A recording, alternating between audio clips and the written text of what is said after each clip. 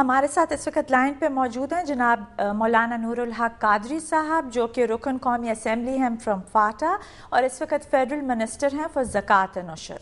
السلام علیکم مولانا صاحب۔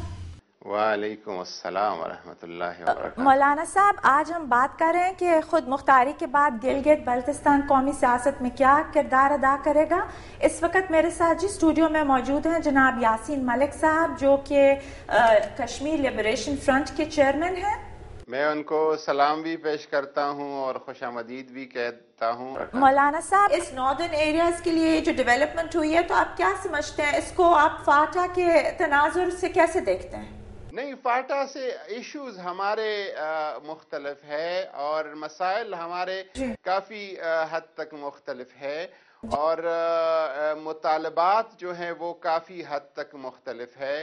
فاٹا میں ابھی تک کوئی سنجیدگی سے یہ مطالبہ نہیں ہے کہ ہمیں ایک صوبہ بنایا جائے، جبکہ شمالی علاقہ جات کے عوام کا یہ مطالبہ رہا ہے کہ ہمیں صوبہ بنایا جائے، اور یہ بھی ان کا مطالبہ رہا ہے کہ شمالی علاقہ جات ایک بالکل غیر معقول نام ہے، ہمیں کوئی ایک معقول اور مناسب نام دیا جائے، اور پھر ان کے قانون ساز اسمبلی کا متفقہ غالباً ایک رکن کی، اس میں 24 ارکان میں سے ایک رکن کے اختلاف کے ساتھ قرارداد آیا ہوا ہے کہ گلگت بلتستان نام رکھا جائے۔ مولانا صاحب، آپ مجھے یہ بتائیں کہ آلدو فاٹا کا بھی سٹیٹس ڈیفائنڈ نہیں ہے، لیکن آپ لوگوں کو ریپرزنٹیشن دی گئی ہے in the national assembly and the senate, تو اس طرح ناردرن ایریاز کو کیوں نہیں دی گئی؟ بیکاز ان کو کشمیر گورنمنٹ کے ساتھ بھی تو نہیں شامل کیا گیا نا، ان کا تو ایک الگ ہی سٹیٹس ہے۔ دیکھیے 1973 کا آئین اور یہ اس وقت کی جو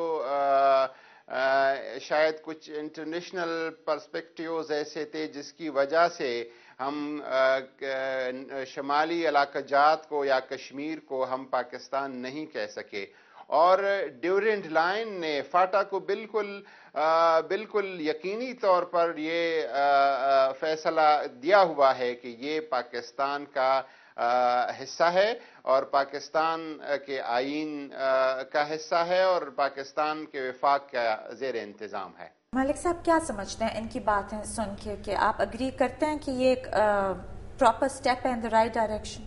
دیکھیے، جو مولانا صاحب نے باتیں کی تو مولانا صاحب سے میں یہی بات عرض کرنا چاہوں گا، جو پیپلز پارٹی کے بانی تھے شہید ذوالفقار علی بھٹو، جی، جو کشمیر کیس کے سب سے بڑے وکیل تھے، بالکل، تو انہوں نے بھی کبھی بھی جو ہیں اس قسم کے فیصلے نہیں کیے، کیونکہ جو کشمیر کی قانونی حیثیت ہیں، قانونی حیثیت سے وہ سب سے زیادہ واقف تھے۔ جی، تو اس لیے جو ریکوائرمنٹ ہیں گلگت بلتستان کے لوگوں کی پولیٹیکل ریکوائرمنٹ، اس پہ ہمیں کوئی اعتراض نہیں ہے، لیکن کنڈکٹ جو اس کا رہا دیٹ واز پیورلی انڈیموکریٹڈ، اور جو نامکلیچر جو ہے ڈیسائیڈ ہوا ہے اس پہ کل ہندوستان یہ کہہ سکتا ہے کہ وہ ماڈل آلریڈی ہم نے دیا ہے، اب اس کے بعد آگے دینے کی کوئی ضرورت نہیں ہے۔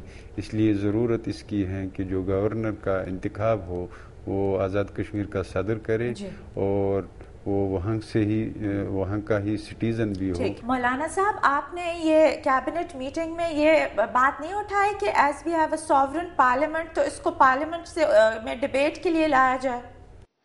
دیکھیں، چونکہ پارلیمنٹ میں اس علاقے کی ابھی تک نمائندگی نہیں ہے، اور اس کی بھی میں نے بتایا کہ کچھ شاید عالمی سیاست کے تناظر میں کچھ اس طرح کے حالات ہیں جو یہ نمائندگی نہیں ہے ان کی، تو پارلیمنٹ میں ان کی طرف سے تو کوئی بات کر نہیں سکتا۔ باقی جو پولیٹیکل پارٹیز ہے، خواہ وہ اپوزیشن کی ہے یا حکومت کی ہے، وزیر اعظم صاحب کا موقف یہ تھا کہ میں ساروں کو سے مشاورت کر چکا ہوں اور ٹیلی فونک ساروں سے بات چیت ہو گئی ہے، اور وہاں جو ناردرن ایریاز کے لوکلز ماسز ہے اور ان کے ریپرزنٹیٹیوز ہے، ان سے بھی اس پہ تفصیلی بات ہو چکی ہے۔ کشمیریوں کا موقف اور پاکستان کا جو واضح اور دو ٹوک سٹینڈ ہے کشمیر کے مسئلے پر، یہ بالکل اس سے متاثر نہیں ہوگا. تھینک یو ویری مچ مولانا صاحب for being with us here today. ہم جی بات کریں گے تحریک انصاف کے چیئرمین جناب عمران خان کے ساتھ. السلام علیکم عمران. وعلیکم السلام عائلہ. جی آج ہم بات کر رہے ہیں جی خود مختاری کے بعد گلگت بلتستان کا قومی سیاست میں کیا کردار ہوگا اور اس کا کشمیر کوز پہ کوئی نیگیٹو افیکٹ ہوگا کہ نہیں. اس وقت میرے ساتھ اسٹوڈیو میں موجود ہیں جناب یاسین ملک صاحب جو کہ جموں کشمیر لبریشن فرنٹ کے چیئرمین ہیں. میں آپ سے پوچھنا چاہوں گی یہ جو ناردرن ایریاز کو آٹونومی دی گئی ہے تو اس پہ آپ کا کیا ویو پوائنٹ ہے؟ دیکھیں عائلہ، میرا سب سے پہلے تو یہ آبزرویشن ہے کہ اتنا بڑا فیصلہ کیا ہے، کیا یہ پارلیمنٹ کے اندر ڈیبیٹ نہیں ہونا چاہیے تھا؟ جی کیونکہ اس کے سارے پروز اینڈ کونس دیکھنے چاہیے تھے، کیونکہ اس میں بڑی امپلیکیشنز ہیں. جی دیکھیں اب گورنر بنا دی ہے اور ہماری کانسٹیٹیوشن میں تو یہ صوبہ ڈکلیئر ہو ہی نہیں سکتا، تو گورنر کیسے بنا دیا صوبے کا؟ تو یہ تو انکانسٹیٹیوشنل ہو گیا. میرا سب سے پہلی آبزرویشن یہ ہے کہ ناردرن ایریاز میں بڑا ایک لوگوں کو غصہ تھا، ان کو کالونی کی طرح رکھا جا رہا تھا، ان کو سیلف گورننس کی ضرورت تھی، ان کو بالکل ایک طرح تو یہ فیصلہ ٹھیک ہے آٹونومی کا کہ ان کو اپنے آپ کو گورن تو کر سکیں، لیکن وہ ان کو گورن کرتے کرتے ہمیں یہ دیکھنا چاہیے تھا کہ کیا یہ تو نہیں ہم کر رہے کہ کشمیر میں جو ہمارا سارا سٹینڈ ہے، جو ہماری ریزولوشنز پہ ڈیپینڈ کرتا ہے، یہ جو سارا علاقے کو ہم نے یہ کہا ہوا ہے کہ یہ آن ہولڈ رکھا ہوا ہے پینڈنگ آن دا پلیبسائٹ، کیا یہ وہ سارا سٹینڈ تو نہیں افیکٹ ہو رہا؟ عمران یہاں پہ میں آپ سے پوچھنا چاہوں گی کہ مولانا فضل الرحمان صاحب جو کہ کشمیر کمیٹی کے چیئرمین ہیں، ان کو بھی کانفیڈنس میں نہیں لیا گیا اور کسی اور پولیٹیکل قیادت کو بھی نہیں لیا گیا، اور یہاں پہ ملک صاحب کا یہ اوپینین ہے کہ گورنر جو تھا وہ آزاد کشمیر کا جو پریزیڈنٹ ہے وہ اپوائنٹ کریں تاکہ کشمیر کوز کسی طریقے سے کمپرومائز نہ ہو. So what do you have to say? Aila یہ بالکل ٹھیک کہہ رہے ہیں، یاسین بالکل ان کی جو یہ ایک کامن سینس کی بات کر رہے ہیں کہ ہم نے سارا سٹینڈ لیا تھا اس سے پیچھے ہٹ گئے ہیں، اور یہ جو گورنر اپوائنٹ کیا یہ تو انوملی ہے، یہ تو کانسٹیٹیوشنل انوملی ہے. لیکن اصل بات یہ ہے کہ میں بار بار سن رہا ہوں کہ یہ پارٹیز کے ہیڈ کریں جی کہ یہ جو بریگیڈیئر یہ جو بلا کا سارا کیس آیا ہے کہ پولیٹیشنز کو بدنام کیا جا رہا ہے، تو یہ ہم اپنے آپ کو خود بدنام کر رہے ہیں. یہ ربر سٹیمپ اسمبلی ہم جب ان کو لوگوں کے سامنے دے رہے ہیں کہ اتنا بڑا فیصلہ کر لیا، وہ ڈمی اسمبلی ہے، نام نے اس کو استعمال کر رہے ہیں، کوئی بڑا فیصلہ اسمبلی کے اندر نہیں ہوا. اسمبلی کہتی ہے کہ ڈرون اٹیکس بند کرو، شام کو ڈرون اٹیکس ہو جاتے ہیں. اسمبلی کہتی ہے مذاکرات سے مسئلے حل کرو، وہ ہم ملٹری ایکشن لے رہے ہیں. تو یہ ہم جب کہتے ہیں کہ دیکھیں پولیٹیشین بدنام ہو رہے ہیں تو ہم اپنے آپ سے پوچھیں کہ پولیٹیشین کیا کر رہے ہیں اپنے آپ کو بدنام نہ ہونے سے. Kashmir has always been the focus of the foreign policy of Pakistan.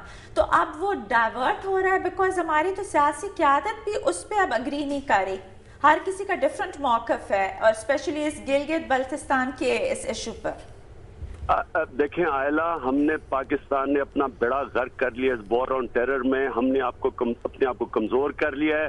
1,20,000 فوجی ہمارے امریکہ کی جنگ لڑ رہے ہیں ویسٹرن بارڈر پہ. ہم اپنے پانی کی ڈیمانڈ کے اوپر بات کر سکتے ہیں. اب ہمارے پاس اتنی ہمارے پاس اسٹرینتھ نہیں رہی. ہم ہندوستان کے پیر میں لیٹے ہوئے ہیں کہ ہمیں کسی طرح کوئی کانفیڈنس بلڈنگ میجر میں کنسیشن دے دو، ہمارے سے بات کر لو. ملک کو خود ہی ہم نے، اور پھر امریکہ کی ڈکٹیشن اتنی زیادہ ہے اور جو لیڈرشپ اتنی محتاج ہے اس کی کہ ہم کسی ایشو پہ سٹینڈ لینے کے قابل نہیں رہے. ٹھیک ہے، تو آپ کیا سمجھتے ہیں کہ اس پہ اب پریزیڈنٹ صاحب اس کو انڈورس کریں گے اور do you think that they will be under pressure اور اس کو یہ ڈیبیٹ کریں گے اور آل پارٹیز کانفرنس بلائیں گے جس میں کشمیری قیادت بھی شامل ہو اینڈ آل دیٹ؟ لیکن عائلہ یہ پارلیمنٹ کس لیے بٹھائی ہوئی ہے جس کے اوپر ان کو 6 ارب روپیہ جو ہم دے رہے ہیں پارلیمنٹ کو، صرف ڈیولپمنٹ پارلیمنٹیرینز کو ڈیولپمنٹ فنڈز کے لیے 7 ارب روپیہ ان کے اوپر علیحدہ خرچہ ہے. اس کا کیا کام ہے؟ کیا ڈیبیٹ ادھر نہیں ہونی چاہیے تھی اس کے اوپر؟ کیسے فیصلہ ہو گیا ان کو پوچھے بغیر؟ Right. Thank you very much Imran Khan for being with us here today. اس پہ ہم فردر بات کرتے ہیں. ہمارے ساتھ مظفر آباد اسٹوڈیو میں موجود ہیں سردار عتیق احمد خان صاحب جو کہ former prime minister of Azad Kashmir تھے، لیکن ایک بریک کے بعد ہمارے ساتھ رہے گا.